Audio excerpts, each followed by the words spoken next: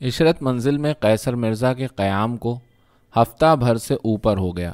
اسے توقع تھی کہ آغا ایک نہ ایک روز واپس آئے گا، ہمیشہ کی طرح اظہار پشیمانی کرے گا، اس کی ڈانٹ پھٹکار پر ڈھیٹ بن کر مسکرائے گا اور منت سماجت کر کے اسے منانے اور رام کرنے کی کوشش کرے گا۔ اور اگر وہ واپس نہ آیا تو تلا تارا عشرت منزل ضرور آئے گی، خود نہ آ سکی تو سندلی کو بھیجے گی۔ ہر صبح اٹھ کر پہلے وہ آغا کا انتظار کرتا، دروازے کی ہر آہٹ پر اس کے کان کھڑے ہو جاتے اور بے اختیار ڈیوڑھی کی جانب اس کی نظریں اٹھ جاتی۔ دن اسی انتظار میں ڈھل جاتا، دھوپ مٹیالی پڑ جاتی، سائے طویل ہو جاتے، شام دبے پاؤں اونچی اونچی دیواروں سے نیچے اترتی اور ہر طرف سرمئی چادر بن کر پھیل جاتی، دم بدم تاریک ہوتی جاتی اور رات میں ڈھل جاتی۔ اور جب 2 گھڑی رات گزر جاتی، شہر کے ہنگامے سرد پڑ جاتے اور باہر گلی میں راہگیروں کی آمد و رفت کم ہو جاتی تو اسے سندلی کا انتظار ہوتا، اس کے ساتھ تلا تارا کا۔ تلا تارا آتی تو تنہا نہ آتی، اس کے ہمراہ سندلی ضرور ہوتی، وہ اس کی رازدار بن چکی تھی۔ قیصر مرزا کو یقین تھا کہ مامتا تلا تارا کو چین سے نہ بیٹھنے دے گی، اپنے بچے کو ایک نظر دیکھ کر ہی اسے قرار آئے گا۔ وہ اپنی ساری شرم و حیا، عزت و وقار، خوف اور خطرات کو فراموش کر کے رات کے سناٹے میں کسی نہ کسی روز آئے گی، ورنہ سندلی کے ذریعے بچے کی خیریت معلوم کرنے کی کوشش کرے گی۔ ہر شام اس کی یہ امید بیدار ہو جاتی، اور جب کوچہ و بازار سنسان ہو جاتے، رات کالی کاجل ہو جاتی تو اس کے دل کی دھڑکن تیز ہو جاتی، انتظار کی شدت سوا ہو جاتی، مگر نہ کبھی رات گئے کسی نے دروازے پر دستک دی، نہ سندلی آئی اور نہ اس کے ہمراہ تلا تارا۔ 8 روز اسی امید و بیم کے عالم میں گزر گئے، انتظار ہی رہا۔ وہ تمام وقت عشرت منزل ہی میں رہا، کھانے کے لیے بھی اسے باہر نہ جانا پڑا۔ قیصر مرزا کی مشکل رمضانی دودھ والے نے آسان کر دی۔ اس نے بازار کے ایک نان بائی سے اس سلسلے میں بات کی۔ نان بائی کا لڑکا دونوں وقت کھانا پہنچا جاتا۔ قیصر مرزا کبھی گرم گرم خمیری روٹیاں اور سالن کھاتا، کبھی کلچے اور نہاری، کبھی پائے، کبھی دال گوشت۔ وہ بچے کے ساتھ اپنا دل بہلاتا رہا، اور جب سے یہ انکشاف ہوا تھا کہ وہ اسی کی اولاد ہے، اس کا اپنا خون ہے، تو اور بھی زیادہ پیار کرنے لگا تھا۔ ہنس ہنس کر اس کی ناز برداری کرتا، نہلاتا، دھلاتا، لباس تبدیل کرتا، دودھ گرم کر کے پلاتا، تلا تارا کی لائی ہوئی ولایتی مٹھائیاں اور بسکٹ کھلاتا۔ بچہ بھی اس سے مانوس ہو گیا تھا، اسے دیکھ کر خوش ہوتا، ہنستا، مسکراتا، کلکاریاں بھرتا۔ قیصر مرزا اب اسے گلفام کہہ کر پکارتا تھا۔ یہ نام اس نے کچھ اس خیال سے رکھا تھا کہ تلا تارا اپنے بچے کو پرستان کے شہزادے کی اولاد سمجھتی تھی۔ پہلی بار اس نے بچے کو گلفام کہہ کر مخاطب کیا تو وہ منہ پھاڑ کر ہنسنے لگا تھا۔ اس کا یہ انداز قیصر مرزا کو اس قدر پیارا لگا کہ اسے گود میں اٹھا کر بے اختیار چومنا شروع کر دیا۔ تلا تارا بچے کے لیے طرح طرح کے جو خوبصورت کھلونے چھوڑ گئی تھی، انہیں پا کر وہ بہت خوش ہوا تھا۔ اب وہ روتا بھی کم تھا۔ دالانوں، سہنچیوں، کمروں اور آنگن میں ادھر ادھر دوڑنے اور خاک دھول اڑانے کے بجائے عام طور پر اپنے کھلونوں کے ساتھ بیٹھا کھیلتا رہتا۔ لیکن قیصر مرزا کی پریشانیاں روز بروز بڑھتی جا رہی تھیں۔ اس کے کپڑے میلے ہوتے جا رہے تھے، حجامت بڑھ گئی تھی، خالی بیٹھے بیٹھے دل گھبراتا تھا، احساس تنہائی سے دم گھٹتا تھا، نہ کوئی ہمدم تھا، نہ غم گسار، نہ کوئی بولنے والا تھا، نہ بات کرنے والا، صرف گلفام تھا جسے چھوڑ کر وہ کہیں جا بھی نہیں سکتا تھا۔ ایک روز وہ حجامت بنوانے گھر سے باہر گیا، دوپہر کا وقت تھا، گلفام دودھ پی کر سو گیا تھا، مگر جب وہ حجامت بنوا کر واپس آیا تو یہ دیکھ کر پریشان ہو گیا کہ گلفام کا چہرہ لہو لہان ہو رہا تھا۔ روتے روتے اس کی ہچکی بن گئی تھی۔ وہ نیند میں کروٹ بدلتے ہوئے پلنگ سے نیچے گر پڑا تھا، فرش پختہ تھا، پیشانی پر گہری چوٹ آئی تھی۔ قیصر مرزا نے فوراً اس کا زخم گیلے کپڑے سے صاف کیا، گلفام کے ریشمی لباس سے ایک ٹکڑا پھاڑا، اسے جلایا، ریشم کی راکھ زخم پر رکھی اور پٹی باندھ دی۔ بچپن میں ایک بار دروازے کی چوکھٹ سے ٹکرا کر اس کا سر پھٹ گیا تھا، تو بوڑھی انا کے مشورے پر ماں نے فوری طور پر زخم کا علاج اسی طرح کیا تھا، اور یہ نسخہ کارگر بھی ثابت ہوا تھا۔ قیصر مرزا نے گلفام کو اٹھایا اور کندھے سے لگا کر چمکارنے لگا۔ اس حادثے کے بعد وہ ایسا خائف ہوا کہ گھر سے باہر جانے کا ارادہ ہی ترک کر دیا۔ منگل کا دن تھا اور اسی روز مقدمے کی پیشی تھی۔ قیصر مرزا کو اپنے وکیل کے ہمراہ عدالت میں پیش ہونا تھا۔ قیصر مرزا گھر سے نکل کر کہیں جا نہیں سکتا تھا۔ گلفام کو گھر میں تنہا چھوڑنا ممکن نہ تھا اور نہ ہی اسے کہیں لے جا سکتا تھا۔ ایک بار اس کے ذہن میں یہ خیال آیا کہ اسے اپنے گھر لے جائے، مگر وہ اپنی والدہ سے ڈرتا تھا۔ وہ پہلے ہی اس سے بدظن تھیں، طرح طرح کے شبہات میں مبتلا تھیں۔ گلفام کو دیکھتے ہی ہنگامہ برپا کر دیتیں۔ وہ قیصر مرزا سے جس قدر لاڈ پیار کرتی تھیں اسی قدر نالا بھی تھی، سخت گیر اور مغلوب الغضب بھی تھیں۔ کوئی بات ناگوار گزرتی تو شعلے کی طرح بھڑک اٹھتیں، آپے سے باہر ہو جاتیں، ذرا نہ پسیجتیں۔ یہی وجہ تھی کہ نواب بوٹا مرحوم سے ہمیشہ ان کی انبن رہتی تھی۔ وہ بھی مزاج کے کڑوے تھے، ہمیشہ ناک پر غصہ رہتا تھا۔ ذرا ذرا سی بات پر میاں بیوی میں کھٹ پٹ ہو جاتی، کئی روز بات چیت بند رہتی۔ زنان خانے میں نہ آتے، بیشتر وقت دیوان خانے میں مصاحبین اور حاضر باشوں کے ساتھ گزارتے۔ قیصر مرزا کا حلقہ احباب بھی بہت محدود تھا۔ دو چار جو دوست احباب تھے وہ قیصر مرزا کی طرح نکھٹو اور آشفتہ طبع تھے۔ بجز آغا جانی کے سبھی بگڑے ہوئے رئیس زادے تھے۔ کوئی بھی ایسا نہ تھا جو گلفام کو اپنے پاس رکھ سکتا یا اس سلسلے میں اس کی کوئی مدد کر سکتا۔ گلفام نے قیصر مرزا کو سخت مشکل میں ڈال دیا تھا۔ زندگی جنجال ہو گئی تھی، سمجھ میں نہ آتا تھا کہ کیا کرے، اس الجھن سے کیسے چھٹکارا حاصل کرے۔ وہ عدالت میں حاضری کے لیے صبح سے پریشان تھا۔ اس نے بہت سوچ بچار کیا مگر کوئی سبیل پیدا نہ ہو سکی۔ گلفام اس کی پریشانی سے بے نیاز گھر میں ادھر ادھر گھوم پھر رہا تھا۔ کبھی اپنے کھلونوں سے کھیلنے بیٹھ جاتا، کبھی اسے اپنی جانب متوجہ کرنے کے لیے کلکاریاں بھرتا، قہقہے لگاتا، کبھی منہ بسور کر رونے لگتا اور بلا سبب دیر تک روتا رہتا۔ قیصر مرزا کو اس کے رونے سے سخت جھنجھلاہٹ ہوتی۔ وہ اسے چمکارتا بھی اور دھمکاتا بھی۔ ایک بار جب طرح طرح سے خوش کرنے کی کوشش کے باوجود وہ مسلسل روتا رہا تو قیصر مرزا نے بھنا کر ایک تھپڑ بھی مارا۔ گلفام بلبلا کر اور زور سے رونے لگا۔ قیصر مرزا نے جل کر ایک اور تھپڑ مارا۔ ہاتھ ایسا بھرپور پڑا کہ گلفام فرش پر گر پڑا اور سہم کر اسے پھٹی پھٹی آنکھوں سے دیکھنے لگا، لیکن رک رک کر سسکیاں بھی بھرتا رہا۔ قیصر مرزا تڑپ اٹھا، اپنے کیے پر پچھتایا اور گود میں اٹھا کر ہولے ہولے اس کی پیٹھ تھپکنے لگا۔ قیصر مرزا کو رہ رہ کے آغا جانی پر غصہ آ رہا تھا جس نے اس کا سکون غارت کر دیا تھا، اس کی آزادی سلب کر لی تھی، اسے مجبور و بے بس بنا دیا تھا۔ عشرت منزل اس کے لیے جیل بن گئی تھی اور وہ قیدی ہو کر رہ گیا تھا۔ عشرت منزل کی فصیل نما اونچی اونچی دیواریں کاٹ کھانے کو دوڑتی تھیں، بام و در سے وحشت ہوتی تھی۔ اسی وحشت و پریشانی میں دوپہر ہو گئی۔ نان بائی کا لڑکا کھانا لے کر آ گیا، مگر قیصر مرزا اس قدر اکتایا ہوا تھا کہ دو چار لقمے کھانے کے بعد ہاتھ کھینچ لیا، البتہ پانی گلاس بھر کر پیا اور نڈھال ہو کر بستر پر لیٹ گیا، لیکن نیند نہ آئی۔ بے چینی سے کروٹیں بدلتا رہا۔ دن ڈھلے، خلاف توقع دروازے پر آہٹ ہوئی۔ کوئی آہستہ آہستہ بیرونی دروازے کی کنڈی کھٹکھٹا رہا تھا۔ قیصر مرزا چونکا، مڑ کر ڈیوڑھی کی جانب دیکھا، دستک صاف سنائی دے رہی تھی۔ وہ ہڑبڑا کر اٹھا، پلنگ سے نیچے اترا اور ڈیوڑھی کی جانب بڑھا۔ گلفام بھی سویا نہیں تھا، دالان کے ایک گوشے میں فرش پر بیٹھا گڑیا سے کھیل رہا تھا۔ قیصر مرزا ڈیوڑھی میں گیا، دروازہ کھولا تو بہت چکا رہ گیا۔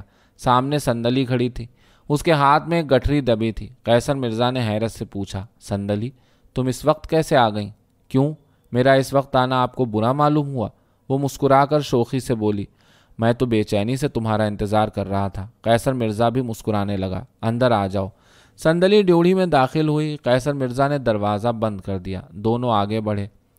قیصر مرزا نے جھجکتے ہوئے دریافت کیا، تالا تارا بھی آئی ہیں؟ جی نہیں، میں اکیلی آئی ہوں۔ وہ تھکی ہوئی اور نڈھال نظر آ رہی تھی۔ ویسے مجھے سرکار ہی نے بھیجا ہے۔ وہ کیوں نہیں آئیں؟ اپنے بچے کو دیکھنے کو ان کا جی نہیں چاہیے؟ اپنے بچے کو دیکھنے تو انہیں آنا چاہیے تھا۔ دونوں ڈیوڑھی سے نکل کر آنگن میں آ گئے تھے۔ صندلی نے بتایا، آج تو لوری سے آئی ہوں، ہچکولے کھاتے کھاتے برا حال ہو گیا، سارا بدن دکھ رہا ہے۔ جبھی اس قدر تھکی تھکی نظر آ رہی ہو۔ آغا جانی صاحب تو آج موجود ہوں گے؟ صندلی اس کی بات نظر انداز کرتے ہوئے بولی، نہیں، وہ اس روز سے اب تک واپس نہیں آئے، البتہ گلفام موجود ہے۔ یہ گلفام کون ہے؟ صندلی نے حیرت کا اظہار کیا۔ وہی بچہ جسے دیکھنے تم آئی ہو۔ قیصر مرزا نے ہاتھ اٹھا کر گلفام کی جانب اشارہ کیا، دیکھو وہ سامنے بیٹھا کھلونوں سے کھیل رہا ہے۔ صندلی نے اسے غور سے دیکھا، آپ نے اس کا نام گلفام رکھا ہے؟ ہائے کتنا خوبصورت اور پیارا ہے، بالکل گلفام لگتا ہے۔ پرستان کے شہزادے کا شہزادہ ہے، قیصر مرزا نے ہنس کر بے تکلفی سے کہا۔ اس کا نام تو گلفام ہی ہونا چاہیے۔ سندلی نے کچھ نہ کہا، مسکراتی ہوئی گلفام کی جانب بڑھی، مگر گلفام نے اسے دیکھ کر منہ بسورا اور رونے لگا۔ سندلی قریب پہنچ گئی، پچکار کر بولی، ارے شہزادے صاحب تو رونے لگے، دیکھیے میں آپ کے لیے کیسے اچھے اچھے کھلونے اور مٹھائیاں لائی ہوں۔ وہ اس کے سامنے بیٹھ گئی، گٹھری کھولی، لکڑی اور ربڑ کے کھلونے نکالے، مٹھائیاں اور بسکٹ کے ڈبے نکالے اور ایک ایک چیز گلفام کے سامنے رکھ دی۔ کھلونے دیکھ کر گلفام نے رونا بند کر دیا، ذرا دیر سہما ہوا چپ بیٹھا رہا، مگر جب سندلی نے ایک جھنجھنا بجا کر اس کے ہاتھ میں تھما دیا تو وہ بھی اسے خوش ہو کر بجانے لگا۔ سندلی نے ڈبہ کھول کر بسکٹ نکالا، گلفام کو کھلایا، وہ بھوکا بھی تھا، اطمینان سے کھانے لگا۔ وہ رفتہ رفتہ سندلی سے مانوس ہونے لگا۔ بھائی تم نے بہت جلدی اسے پٹا لیا، قیصر مرزا نے مسکرا کر کہا۔ یہ تو ہر ایک کو دیکھ کر بدکتا ہے، میرے علاوہ کسی کے پاس جاتا ہی نہیں، آغا جانی صاحب کے پاس بھی نہیں جاتا۔ آغا جانی نے تو پلٹ کر خبر بھی نہ لی اور اس بچے کو میرے لیے مصیبت بنا کر چھوڑ دیا۔ میں نے تو سنا ہے کہ وہ اسے اپنی بہن کے لیے لے گئے تھے، سندلی نے کہا۔ ان کی کوئی اولاد نہیں۔ اگر یہ سچ ہے تو آغا جانی کے بہنوئی کو آنا چاہیے تھا۔ مجھے اس سلسلے میں کچھ نہیں معلوم، نہ آغا جانی نے کچھ بتایا اور نہ ہی ان کے بہنوئی کبھی یہاں آئے۔ قیصر مرزا نے صاف بات بتانے سے گریز کیا۔ اس نے فوراً بات کا رخ موڑ دیا۔ سندلی یہ تو بتاؤ کہ تلا تارا اس رات اپنے بچے کو دیکھے بغیر اچانک واپس کیوں چلی گئیں؟ وہ بہت گھبرائی ہوئی معلوم ہو رہی تھی۔ مجھے خود نہیں معلوم وہ اتنی گھبرا کیوں گئی تھیں۔ میرے بارے میں انہوں نے تم سے کچھ پوچھا تھا؟ قیصر مرزا نے ٹوہ لگانے کی کوشش کی۔ جی نہیں، سندلی نے جواب دیا، بلکہ میں نے انہیں جب یہ بتایا کہ آپ کی تو ان سے رشتہ داری بھی ہوتی ہے تو انہوں نے صرف اتنا کہا، مجھے نہیں معلوم، میں نے تو پہلی بار دیکھا ہے۔ قیصر مرزا کی حاضر دماغی نے کام کیا، اس نے فوراً بات بنائی۔ اب سمجھ میں آیا کہ وہ مجھے دیکھ کر اس روز اس قدر پریشان کیوں ہو گئی تھیں۔ انہیں یہ خوف لاحق ہوا ہوگا کہ کہیں مجھے یہ راز نہ معلوم ہو جائے کہ گلفام ان کا بیٹا ہے۔ وہ تو آغا جانی کے پاس آئی تھیں، انہیں یہ توقع تو تھی نہیں کہ آغا جانی کے بجائے مجھ سے مٹ بھیڑ ہو جائے گی، تبھی تو انہوں نے مجھے پہچاننے سے بھی انکار کر دیا۔ ایسا ہی ہوگا، میرا خیال ہے کہ بدنامی کے ڈر سے وہ اتنی پریشان ہو گئیں۔ سندلی نے اس کی تائید کی۔ مگر میں تو اس بچے کی وجہ سے قیدی بن کے رہ گیا ہوں، قیصر مرزا نے اپنی پریشانی بیان کی۔ اسے تنہا چھوڑ کر کہیں جا بھی نہیں سکتا، کیا بتاؤں کس مشکل میں مبتلا ہوں۔ ایک بار ایسا ہوا کہ حجامت بنوانے کے لیے حجام کی دکان تک گیا تھا، اس وقت یہ سو رہا تھا، واپس آیا تو یہ پلنگ سے گر کر لہو لہان ہو چکا تھا۔ حجامت تو آپ کی پھر بڑھ گئی ہے، سندلی نے مسکرا کر کہا۔ واقعی آپ تو سخت پریشانی میں مبتلا ہو گئے، اتنے کمسن بچے کی دیکھ بھال کرنا بڑا مشکل کام ہے، ہر دم خیال رکھنا پڑتا ہوگا، یہ کام تو کوئی عورت ہی کر سکتی ہے۔ سندلی ایسا کرو، تم اسے اپنے ساتھ لے جاؤ، قیصر مرزا نے تجویز پیش کی، تم اس کی اچھی طرح دیکھ بھال کر سکتی ہو، تلا تارا کو بھی اطمینان رہے گا، بچہ ان کی نظروں کے سامنے ہی رہے گا۔ مگر وہ اس کے لیے آمادہ نہیں ہوں گی۔ کیوں؟ اس میں کیا قباحت ہے؟ اپنے میاں سے ڈرتی ہیں، سندلی نے جھجکتے ہوئے بتایا۔ میرا خیال ہے کہ ان کے کانوں میں بھی کچھ بھنک پڑ چکی ہے، تبھی تو اس رات یہاں چھپ کر آئی تھیں جب وہ حیدر گڑھ میں موجود نہ تھے۔ مجھے بھی سختی سے منع کر دیا ہے کہ کسی سے ذرا بھی تذکرہ نہ کروں۔ لیکن میں اسے کہاں لے جاؤں؟ قیصر مرزا ضج ہو کر بولا۔ گھر لے جاتا ہوں تو خواہ بدگمانی پیدا ہوگی، کوئی پوچھے گا تو کیا بتاؤں گا؟ آغا جانی کے بارے میں کچھ علم نہیں کہ کہاں ہیں، کس حال میں ہیں۔ میری تو کسی جان پہچان والے سے ادھر ملاقات ہی نہیں ہوئی، ہوتی بھی کیسے، یہاں سے نکلنا ہی نہ ہوا۔ رانی صاحبہ بھی اسے یہاں نہیں رکھنا چاہتی، پھر یہ رہے گا کہاں؟ میں آپ سے سچ سچ بتاؤں کہ وہ اس بچے کے لیے کیا سوچ رہی ہیں؟ وہ کھلکھلا کر ہنسی، اس کی بتیسی کھل کر چنبیلی کی کلیوں کی طرح سجل نظر آنے لگی۔ مصیبت یہ ہے کہ آپ سے تو میں کوئی بات چھپا بھی نہیں سکتی، حالانکہ انہوں نے سختی سے منع کیا تھا۔ اس نے قدرے تعامل کے بعد بتایا، وہ چاہتی ہیں کہ یہ بچہ میرے پاس رہے، اسے ماں کی طرح پال پوس کر بڑا کروں، اس کی پرورش کے لیے مجھے زندگی بھر 500 روپے ماہانہ ملتا رہے گا، مگر یہ سب کچھ اس وقت ہوگا جب میری شادی ہو جائے گی۔ ان کی خواہش ہے کہ جلد سے جلد میری شادی ہو جائے، تب تو تمہارے لیے اچھے سے اچھا رشتہ مل جائے گا، اور ڈھونڈا جائے تو بہت اچھے خاندان میں مل سکتا ہے۔ قیصر مرزا نے مسکرا کر اپنے فوری رد عمل کا اظہار کیا۔ 500 روپے ماہانہ کم نہیں ہوتا، زندگی بھر نہایت آرام سے گزر بسر ہوگی۔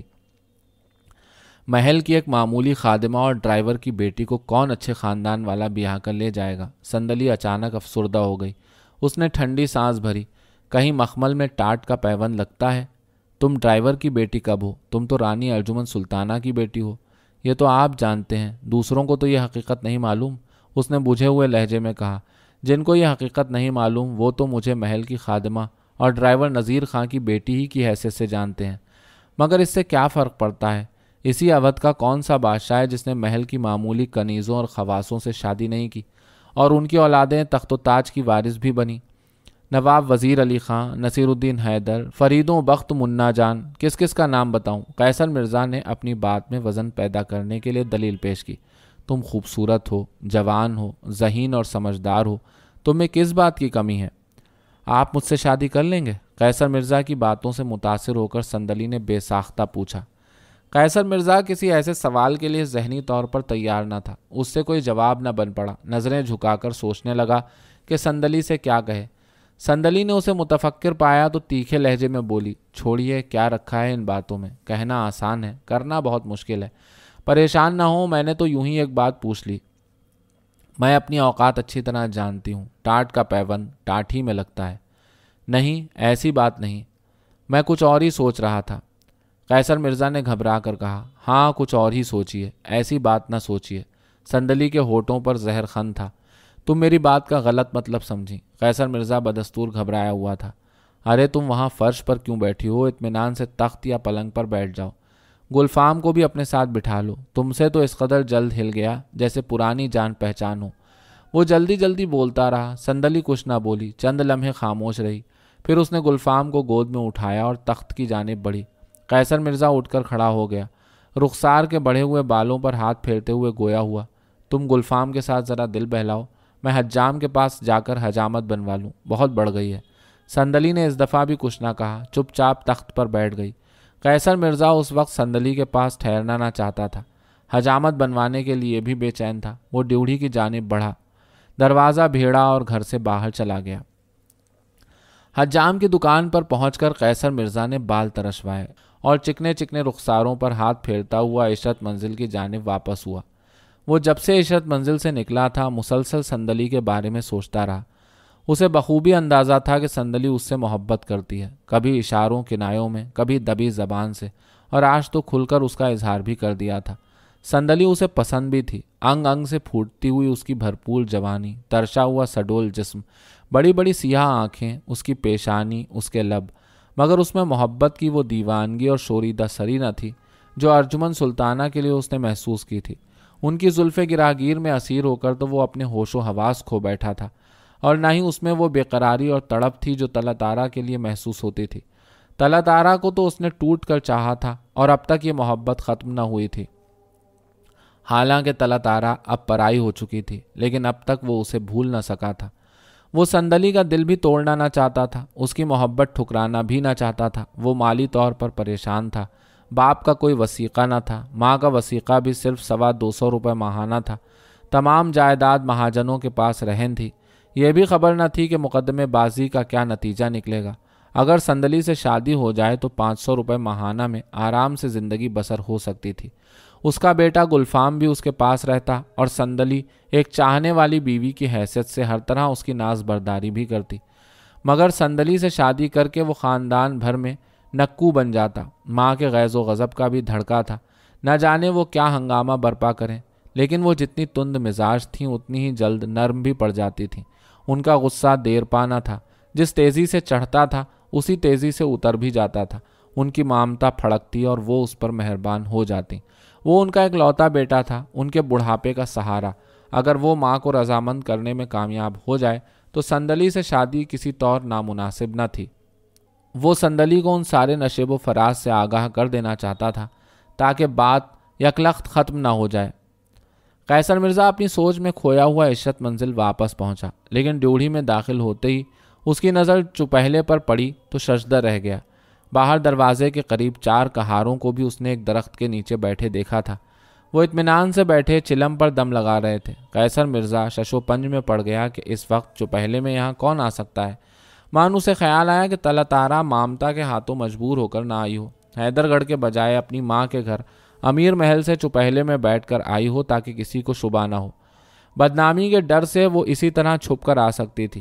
اس کی موجودگی کی بھی اسے بہت کم توقع ہو سکتی تھی۔ وہ تو یہی سمجھتی تھی کہ عشرت منزل میں آغا جانی رہتا ہے اور بچہ اسی کے پاس ہے۔ قیصر مرزا نے دھڑکتے دل سے ڈیوڑھی عبور کی، صحن میں داخل ہوا۔ دالان میں نظر پہنچی تو دل دھک سے رہ گیا۔ وہاں تلا تارا نہ تھی، اس کی والدہ پلنگ پر بیٹھی تھیں۔ عالم یہ تھا کہ ابرو کھینچے ہوئے، تیوری پر بل، آنکھوں میں شرارے، چہرہ غصے سے تمتمایا ہوا۔ قیصر مرزا کو دیکھتے ہی طنزیہ لہجے میں بولی، آئیے نواب زادے، میں بہت دیر سے انتظار کر رہی تھی۔ یکایک وہ شعلے کی مانند بھڑک اٹھی، یہی وہ نامراد عشرت منزل ہے جہاں تم چھپ چھپ کر آتے ہو، رنگ رلیاں مناتے ہو، جو جی چاہتا ہے کرتے ہو۔ اب تو کوئی تم سے باس پرس کرنے والا بھی نہیں۔ ایک باپ کا دم تھا، وہ بھی نہ رہا۔ قیصر مرزا آہستہ آہستہ چلتا ہوا ان کے قریب پہنچ گیا اور سر جھکا کر کھڑا ہو گیا۔ وہ جلی کٹی سناتی رہیں، غضب خدا کا، 10 روز ہو گئے تم کو گھر سے آئے ہوئے، پلٹ کر یہ بھی نہ پوچھا کہ ہم پر کیا گزر رہی ہے۔ تم کو تو یہ بھی ہوش نہیں کہ آج مقدمے کی پیشی ہے۔ منشی کندن لال بھی چلا گیا، اب تو کوئی پیروی کرنے والا بھی نہ رہا۔ وکیل صاحب نے صاف کہہ دیا کہ اگر اسی طرح غفلت بڑھتی گئی اور قیصر مرزا عدالت میں حاضر نہ ہوئے تو ایک طرفہ فیصلہ ہو جائے گا۔ لالا ہرنام داس کے حق میں ڈگری ہو جائے گی اور ایک روز وہ قرق امین اور عدالت کے کارندوں کے ساتھ قرقی کا پروانہ لیے دروازے پر کھڑا ہوگا۔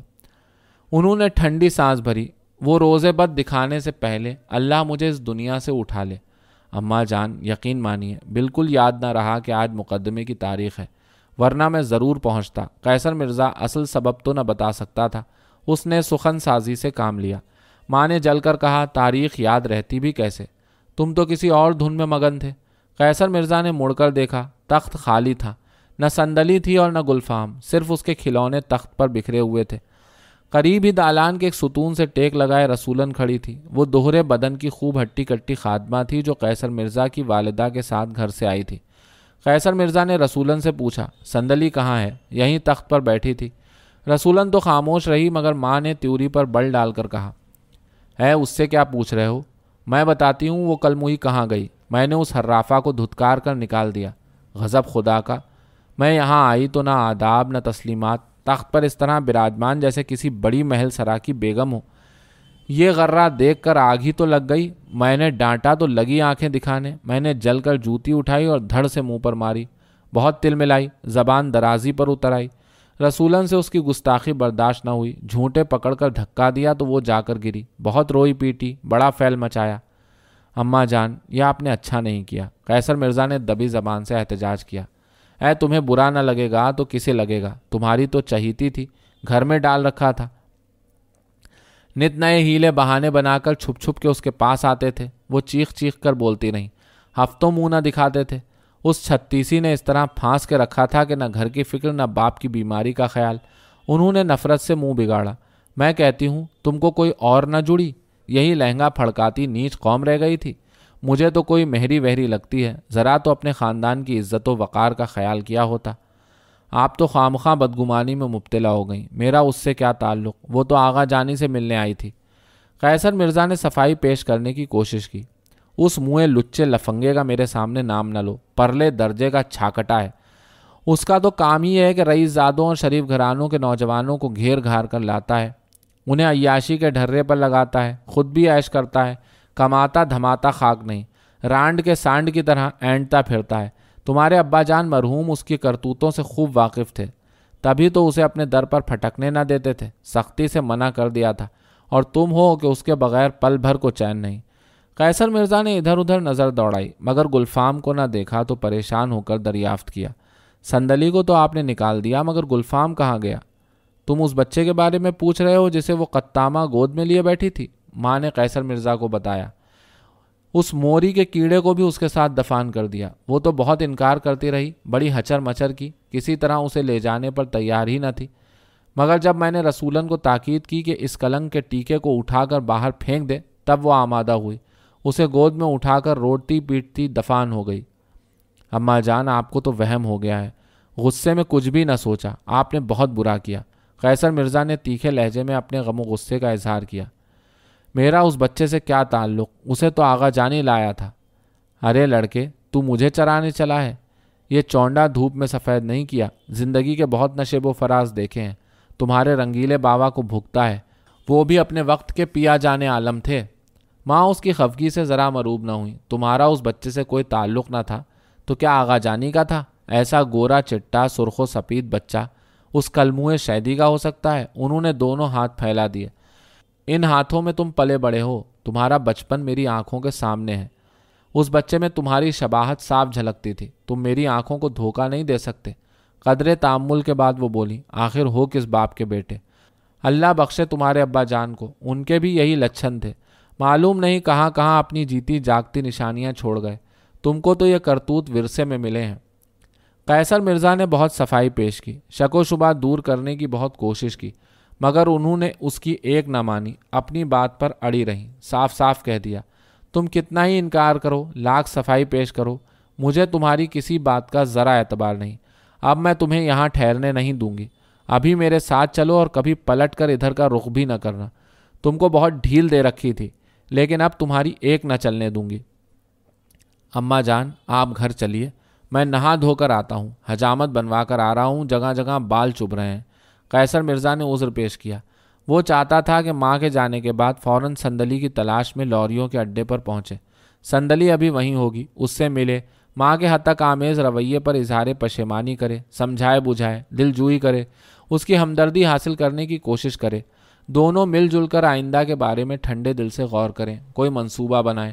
مگر ماں نے اس کا کوئی عذر قبول نہ کیا، ڈپٹ کر بولی، نہیں، تم میرے ساتھ ہی چلو گے اور ابھی چلو گے۔ آپ تو چوپہلے میں جا رہی ہیں، میں آپ کے ساتھ کیسے جا سکتا ہوں؟ قیصر مرزا نے کنی کاٹنے کی کوشش کی۔ تمہارے دادا جان اور ابا جان کو کہیں جانا ہوتا تھا تو چوپہلے اور فینس میں ہی بیٹھ کر آتے جاتے تھے۔